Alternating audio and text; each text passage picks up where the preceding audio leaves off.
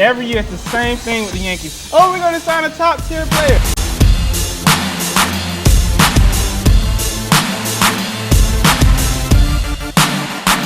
Hey, what are you talking about? Hey. Erik Spoelstra, one of the worst coaches in the NBA. Welcome to Franchise Sports, the part of Analyze This, where we take your favorite topics in sports and break them on down. Now today we have to my immediate left, Mr. Maffei, my immediate right, Mr. Shelford. Now our first topic today is going to be this big debate in the NBA between the best two centers in the NBA. You got the Orlando Magic's Dwight Howard, and you got to my right, you got Andrew Bynum. Now, how y'all feel about this argument? Now, back in the 09 finals, clearly Bynum was outplayed. Howard averaged 15 and 15. Bynum scored 6 and 4 as an average. This year, you know, Dwight Howard dominated him again, 21 and 23 on the score sheet, and 10 and 12 for Bynum. So how y'all feel about this matchup? You know, a wise man once said, hard work beats talent when talent doesn't work hard. And Dwight Howard definitely has the skill set, but as far as his progression in the league, it's been abysmal. Andrew Bynum has been coached by Kareem Abdul-Jabbar, one of the greats, all-time greats. And his skill set with Kareem and Dwight's skill set with Patrick Ewing.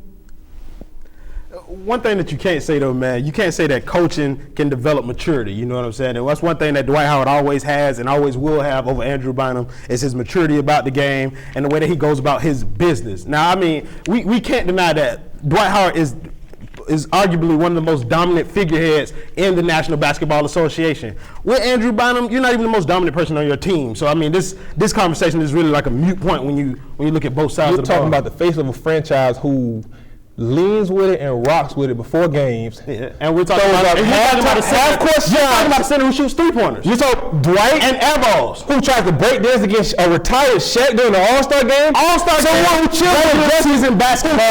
Justin Bieber before the game? You shouldn't have Dwight Howard is a joke. Yeah, Andrew Bynum is a joke. His maturity level, since Kobe Bryant been out the game, the last 6 games, Andrew Bynum been averaging 23 and 14. You're talking about 6 games, and I'm talking about a body of work over a career. But the first option compared to the third option, Andrew Bynum, of course, came into the league without the skill set or the radar that Dwight Howard may have had. But at the same time, you look at the progression. Andrew Bynum is 24 years old, 2 NBA championships. You see the progression. Both his championships, he's not a better player. That's like he said.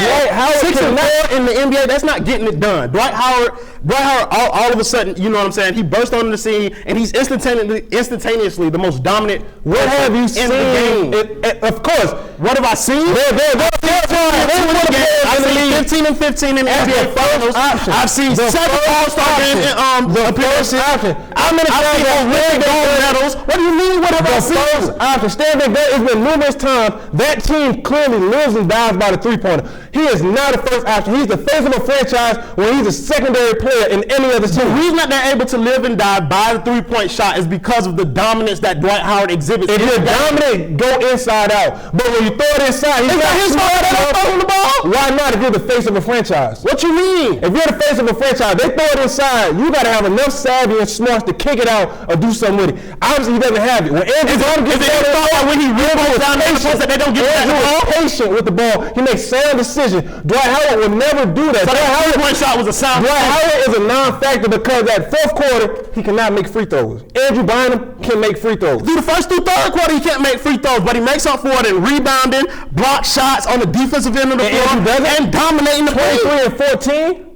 This team, Orlando, is clearly a better team. 14, one game. But the averaging 31 and 14 for a season. Third option, the last 6. And now he's clearly went from a third score to a second score. Now that they changed from a triangle to an inside out, which definitely is his style of play. Dwight Howard, you don't get that with Dwight Howard. When you say that's a product of a man, you know what? I'm through talking about this.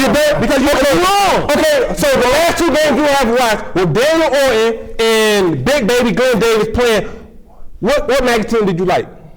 I like the Magic team. I like the Magic team Without Dwight Howard. I like the Magic team without Dwight Howard. Dwight But Howard. you're not gonna tell me that. You're not gonna tell me that in the playoff series without Dwight Howard. Tell me that in the playoff series that you're gonna take Big Baby Davis and Daniel Orton to a championship. Listen, there are a handful of players. There are a handful of players in that play. Albert Pujols, Troy Polamalu, LeBron James, Dwight Howard. Those are freaks of nature. So how are you thinking about Andrew Bynum? Skill set, he doesn't have it.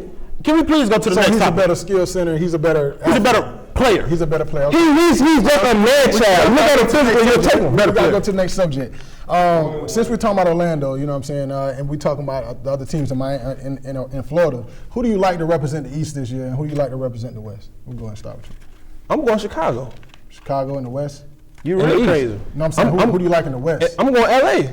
LA versus Chicago. LA versus Chicago. I mean, say what you gotta say. I like Miami, LA, man. You know what I'm saying? It's Why do you like besides you being it's from the the media, crib? I don't want to besides you being from the crib. Why would you take Miami? Because I believe that beating somebody in the regular season versus beating them in a 7-game series is a completely different thing. You can't name me one team in the Eastern Conference who you can legitimately say with a straight face can beat the Heat 4 times out of 7. A healthy Boston. What are you talking about? A healthy Boston. A healthy Boston. An old Boston team. A healthy Out of Boston. drum. Everybody was saying the same thing last year. What you seen? 5 games.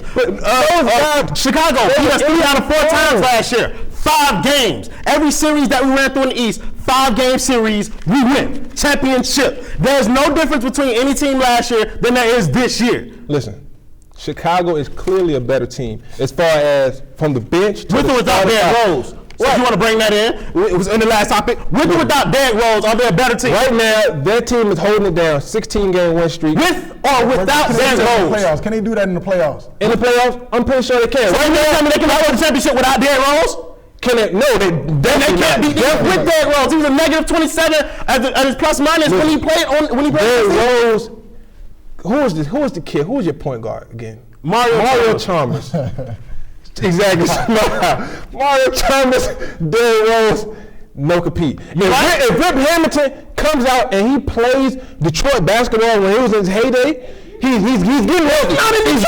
He's getting healthy. He's not in Detroit. He's in Chicago. He has a ball stopper against point guard Derrick Rose. He missed 15 games during the season. He's unhealthy. He got shoulder problems. But he is definitely, if he comes into form in the next 2 weeks, nobody can stop Chicago. And then that goes on with the contract of this compressed season. You know what I'm saying? The chemistry that they haven't been able to work out because you have a total of about 2 or 3 games where Derrick Rose and Rip Hamilton are actually playing together, and then you have all the games where they're playing apart. And the ball movement on the team, everybody knows that ball movement has been crisper. It has been more effective without Derrick Rose on that court. I tell you right now, if you put Derrick Rose and you put Rip Hamilton on the court in a 7-game series against the Miami Heat, there's no way that they can beat us. And what I'm telling you right now, let's switch to the other side because we got to talk about this. Because we ain't talking about the Lakers yet. Because everybody wants to hop on this OKC bandwagon when I can say that, to your point, Andrew Bynum, a legitimate center, can do what he wants to do down there in the paint against Kendrick Perkins. And and then on top of that, you add the Mamba in, and I don't think OKC has enough experience, and